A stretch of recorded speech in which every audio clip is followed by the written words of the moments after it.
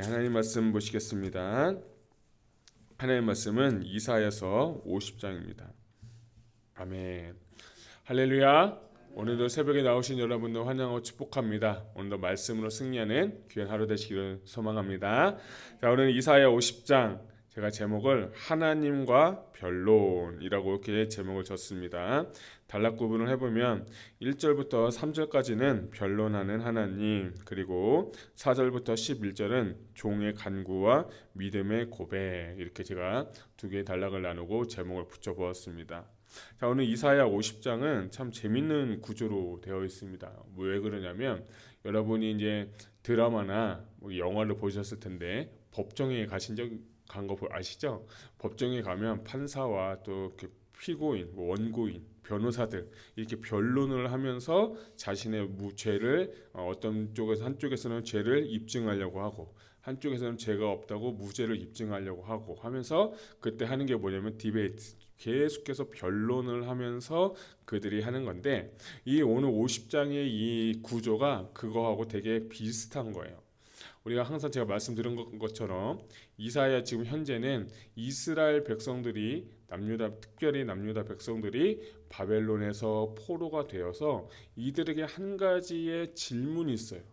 아니 하나님, 우리는 하나님의 백성이고 선민이고 아브라함의 자손인데 우리가 왜 지금 고통을 당하고 포로에 잡혀 살아야 됩니까? 라고 하는 그 이스라엘 백성들의 그 질문이 있는 거예요. 그리고 하나님 앞에 따지듯이 어떤 불만이 있고 어떤 생각이 있고 하나님 앞에 이야기를 하는 거예요. 그때 그러한 대답 가운데, 그런 변론 가운데 하나님께서 하고 싶은 그 대답이 뭐냐면 오늘 우리가 읽은 1절을 봅시다. 1절을 보면 나 여호와가 이같이 말하노라. 내가 너희의 어미를 내보낸 이혼 증서가 어디 있느냐? 내가 너희 체주에게 너희를 팔았느냐? 보라, 너희는 너희의 죄악으로 말미암아 팔렸고 너희의 어미는 너희의 배역함으로 말미암아 내보냄을 받았느니라 라고 하면서 하나님께서 이 포로된 이스라엘 백성들에게 하고는 대답이 뭐냐면 너희가 포로가 된 이유는 뭐냐면 딱 하나인데 그게 뭐냐면 마지막 절에 너희의 배역함으로 말미암아 내 보냄을 받았느니라 라고 하면서 결국에는 뭐냐면 너희가 이렇게 고통 가운데 있는 이유는 너희가 나를 잘 섬기지 못하고 너희가 하나님을 잘 섬기지 않고 우상을 섬기고 내가 말하는 공의와 정의를 저버리고 죄악의 결과 때문에 너희가 포로가 된 것이다 라고 하나님께서는 명확하게 이야기하고 있는 것을 볼 수가 있습니다. 특별히 우리가 인생을 볼 때 어려운 일들이 상당히 많습니다. 근데 대부분 그 하나님의 트라이얼, 하나님의 시험도 있겠지만 대부분 고통과 어려움에 있는 이유는 뭐냐면 거의 대부분은 죄 때문에 이런 일들이 일어나는 거예요. 그래서 우리가 하나님 앞에 따지기 전에 하나님 앞에 이런 어려움에 대해서 이야기를 하기 전에 우리가 먼저 하나님 앞에 기도하는 것은 뭐냐면 혹시 내가 죄 때문에 혹시 내가 하나님과 멀어진 관계가 있다면 그것을 먼저 점검을 해야 되는 거예요. 이것이 신앙생활의 가장 첫 번째 걸음이고 내가 하나님과 멀어졌을 때 이 멀어진 결과로 죄 가운데 고통 가운데 있을 때 내가 그 죄에 대해서 이야기하고 하나님 앞에 회개하고 하나님께 돌아오려고 노력을 하면 하나님은 회복시켜 주시는 겁니다. 그래서 저는 우리 성도님들이 이런 마음이 있었으면 좋겠어요. 그렇지, 내가 이렇게 어려운 이유는 어쩌면 죄 때문에 그런 거다. 혹여나 그 죄가 아니라고 하면 하나님께서 여러분을 믿음의 연단을 시키시는 거예요. 하나님이 여러분의 믿음의 연단을 시킨 후에 욥이 말하는 고백이 무엇입니까? 나의 가는 길 오직 그가 하시다니 그가 나를 단련하신 후에 내가 무엇같이 나아오리라? 정금같이 나아오리라 라고 하는 거예요. 그러니까 어쨌든 이 두 가지인데요. 이스라엘 백성들이 현재 이들이 믿음의 시련을 받은 것이 아니라 죄악 때문에 너희가 어려움을 당하고 있다고 정확하게 이야기하고 있습니다. 그리고 나서 2절을 보면 하나님의 심정을 느낄 수 있어요. 내가 왔어도 사람이 없었으며 내가 불러도 대답하는 자가 없었으면 어찌 됨이냐. 내 손이 짧아 구속하지 못하겠느냐. 내게 어찌 건질 능력이 없겠느냐. 보라, 내가 꾸짖어 바다를 마르게 하며 강들을 사막이 되게 하며 물이 없어졌으므로 그 물고기들이 악취를 내며 갈아여 죽으리라. 저는 오늘 이 50장 말씀을 읽으면서 이 2절 말씀에 하나님의 그 심정, 하나님의 마음이 너무 느껴졌어요. 내가 왔는데 사람도 없고 내가 불렀는데 대답할 자가 없었다는 거예요.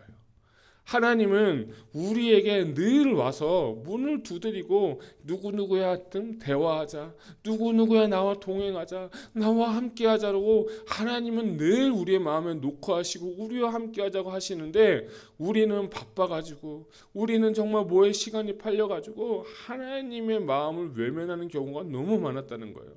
이스라엘 백성들은 죄 때문에 또 하나 하나님의 그 마음을 잃어버리고 하나님께서 놓고 하는데 그 마음을 외면해 보니까 하나님의 심정이 저는 이 2절 가운데 너무 느껴지게 된 거예요. 여러분, 하나님을 외롭게 하지 마세요. 제가 항상 기도할 때가 있었어요. 기도할 때인데 하나님 저한테 그런 마음 주셨어요. 하나님이 그러시는 거예요. 내가 외롭다 그러는 거예요. 하나님이 뭐가 외로우세요? 그런데 우리가 주일 예배나 공예배를 드릴 때 하나님 앞에 우리가 예배를 올려드리잖아요. 올려드리고 나면 우리가 1부, 2부, 3부 뭐 드린 후에 담임 목사님께서 축도하시고 예배를 딱 끝나면 모든 사람이 우르르 교회 예배당에 나가서 뭐 식당에서 교제하거나 뭐 성가대 봉사한다거나 이런 걸 많이 하는데 하나님이 이제 임재하셔서 이분들과 함께 같이 연합하고 같이 동행하고 싶은데 내가 임재해서 내려왔는데 이 예배당에는 아무도 없다는 것을 그때 한번 저에게 그런 마음을 가르쳐 주신 적이 있어요. 그때 제가 하나님한테 너무 죄송했어요. 하나님 죄송해요. 하나님은 우리가 예배를 드리면 예배의 목적은 하나님을 만나는 거잖아요. 우리는 드리는 데는 급급하게 드리는 데는 너무 잘하는데 하나님이 임재하셔서 주님과 동행하고 주님과 함께하고 주님을 경험하고 우리가 그 예배에서 힘을 얻어서 나가야 되는데 예배 드리기에 너무나도 많은 사람들이 급급하다는 거예요. 오늘 이 말씀도 마찬가지예요. 내가 왔는데도 없고 내가 불렀는데도 없다는 거예요. 너희의 무수한 그 예배가 무엇이고 무수한 제사가 내게 무슨 필요가 있느냐. 너희는 나의 인애를 버렸다고 이사야서 기록이 되어 있는 거예요. 여러분, 하나님을 경험하시길 바랍니다. 저는 우리 행복한 교회 모든 성도님들이 특별히 이 새벽 예배 가운데 하나님을 깊이 만나고 깊이 경험하고 돌아가는 그런 예배가 되기를 소망합니다. 계시록 3장 20절에 이런 말씀이 있어요. 볼지어다 내가 문 밖에 서서 두드리노니 누구든지 내 음성을 듣고 문을 열면 내가 그에게로 들어가 그와 더불어 먹고 그는 나와 더불어 먹으리라. 주님의 마음을 여러분 오늘 다운로드 하시기 바랍니다. 하나님은 여러분 마음 계속해서 지금 녹화하고 있어요. 우리가 할 것은 무엇이냐? 죄를 회개하고 하나님 앞에 돌아와서 우리의 마음을 열고 주님 나 여기 왔습니다. 주님 만나길 원합니다. 주님 교제하길 원합니다. 주님과 오늘 동행하는 하루 되길 원합니다라고 여러분이 주님과 함께하는 그 생활, 그 신앙생활이 오늘 우리 가운데 있기를 정말 소망합니다. 우리가 하나님의 뜻을 알고 그 뜻에 순종하며 나아갈 때 어렵고 힘든 일이 있을지라도 하나님이 나와 함께 하시기 때문에 우리는 능히 승리할 줄로 믿습니다. 그 은혜가 여러분 가운데 있기를 소망합니다. 자, 4절부터 11절까지는 저는 이렇게 표현했어요. 종의 간구와 믿음의 선포라고 제가 이렇게 제목을 붙였는데 4절과 5절에 보게 되면 이 종으로서 두 가지를 하나님 앞에 간구하는 내용이 나옵니다. 첫 번째는 학자들의 혀를 달라고 하나님 앞에 기도하고 두 번째는 이 귀를 열어달라고 깨우쳐달라고 하는 그 모든 고백을 이 종으로서 하고 있는 것을 볼 수 있어요. 특별히 학자의 혀는 무엇이냐면 하나님 앞에 지혜를 구하는 거예요.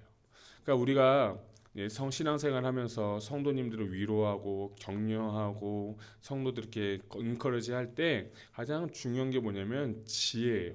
그리고 그 지혜를 가지고 말을 하는데 저는 이 이사야 선지자가 왜 학자들의 혀를 달라고 했을까 곰곰이 생각하고 좀 묵상하면서 저에게 주시는 은혜는 뭐냐면 때에 맞는 말을 하라. 혹은 이 사람이 아직 준비가 되지 아니하면 침묵하라. 하나님은 그렇게 얘기하시는 것 같아요. 때로는 이 성도님이 지금 빨리 이렇게 일어나고 싶고 빨리 세워드리고 싶고 하고 싶은데 그 때가 있는 것 같아요.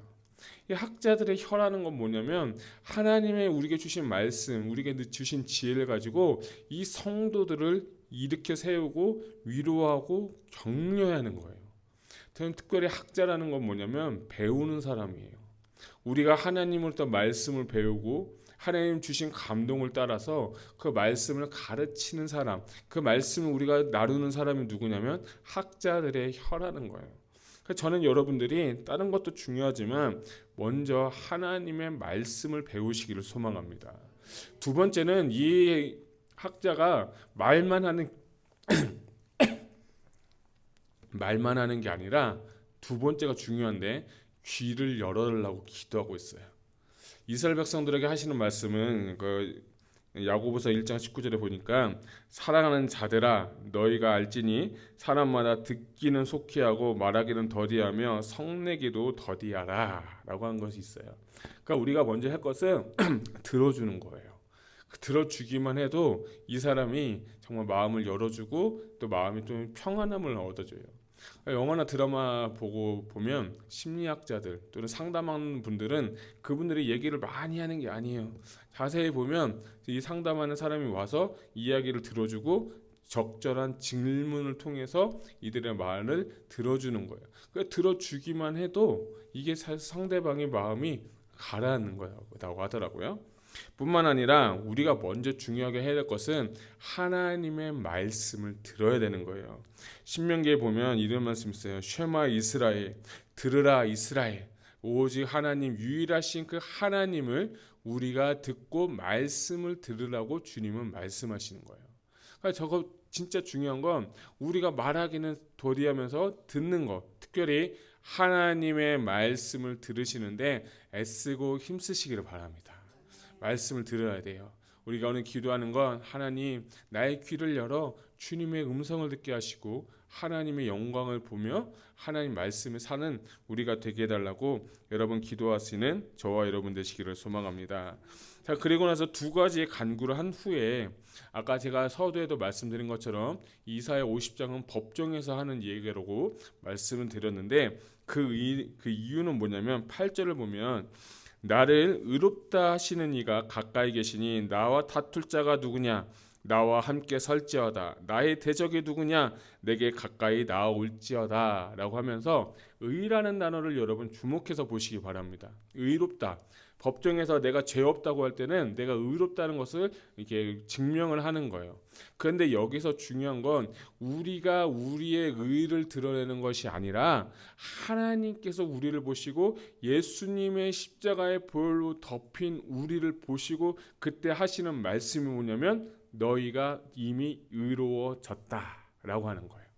그러니까 내 의가 아니라 예수 십자가의 보혈의 공로로 내가 의롭게 됨을 입었기 때문에 의로운 자로서 하나님 앞에 설 때에 사단은 우리를 참소하고 우리가 죄 있다고 하고 사단은 우리를 좀 넘어뜨리려고 하지만 주님의 하나님은 선언하시는 건 뭐냐면 이 자가 예수 십자가의 보혈의 공로로 이미 의롭다함을 받았다.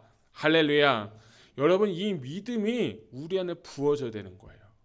예수님의 보혈이 내 안에 적셔지고 주의 보혈로 나를 덮으면 나는 의로운 거예요. 많은 분들이 하나 착각하는 게 있어요.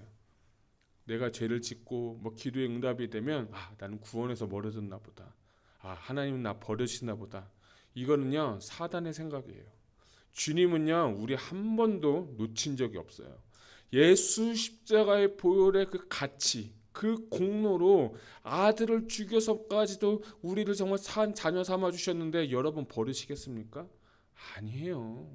오늘 아까도 또 법정에서 말씀드렸죠. 이 법정에서도 사단은 우리 참수하는 거예요. 너 그런 죄 졌지, 너 이렇게 했지, 너 이런 말 했지, 너 도둑질했지, 간음했지, 너 이상한 짓 많이 했지, 네가 그러고도 하나님의 자녀야 라고 사단은 이쪽에서 우리를 막 공격해요. 그런데 주님은요 아니라고 하는 거예요. 여러분 흔들리면 안 돼요.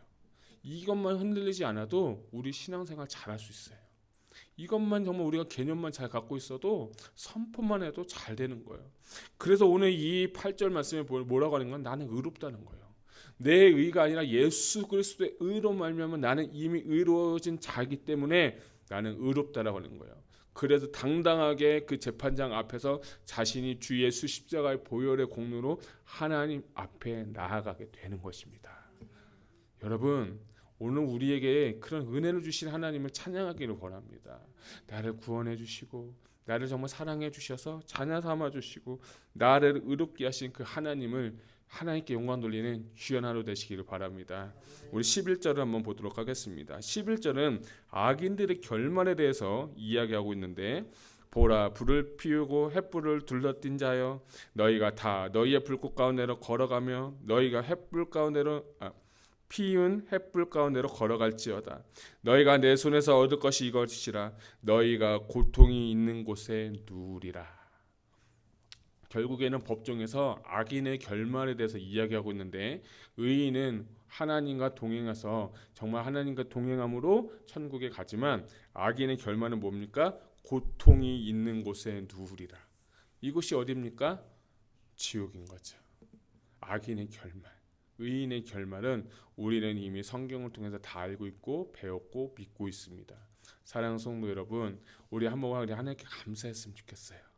악인들이 갈 수 있는 그 영원히 꺼지지 않은 그 불과 같은 불못 지옥에 떨어져서 죽을 수밖에 없고 죽지도 못해서 고통 가운데 있는 우리가 십자가의 보혈의 공로로서 내가 하나님의 자녀가 되어서 천국에 갈 수 있는 그 은혜 주신 하나님을 찬양합시다. 십자가에 죽으신 그 예수 그리스도의 이름을 찬양합시다. 그 은혜로 오늘 우리가 모든 것을 이기고 모든 것을 견디며 모든 것에 승리하는 오늘 귀한 하루 되시기를 주님의 이름으로 축복합니다. 기도하시겠습니다.